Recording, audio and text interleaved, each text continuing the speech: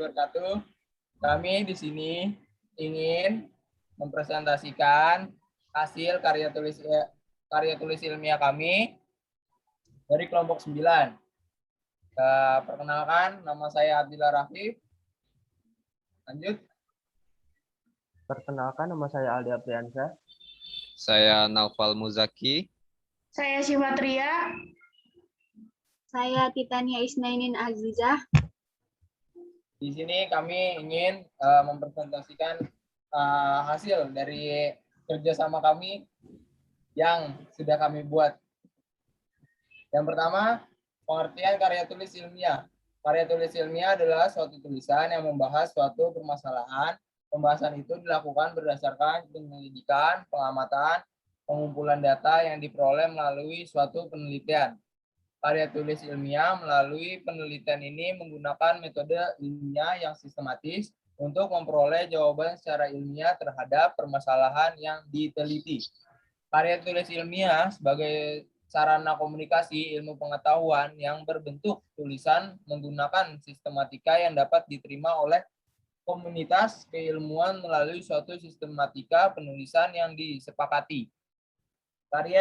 Dalam karya tulis ilmiah, ciri-ciri keilmian dari suatu karya harus dapat dipertanggungjawabkan secara empiris dan objektif.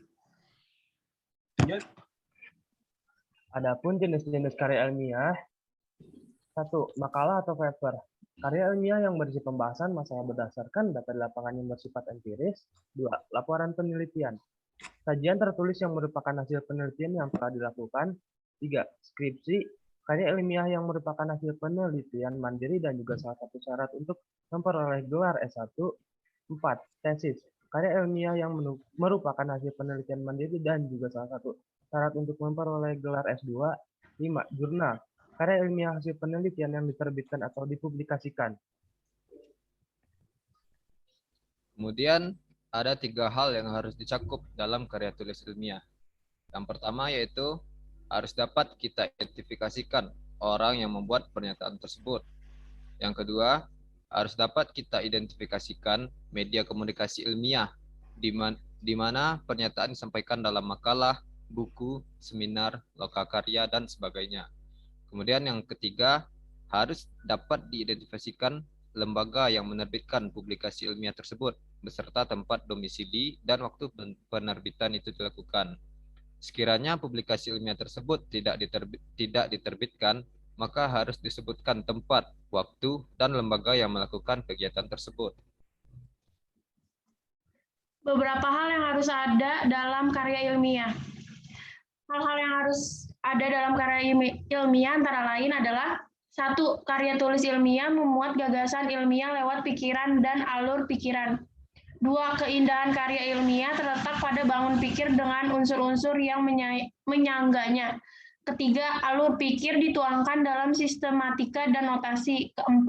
Karya tulis ilmiah terdiri dari unsur-unsur kata, angka, tabel, dan gambar yang tersusun mendukung alur pikir yang teratur.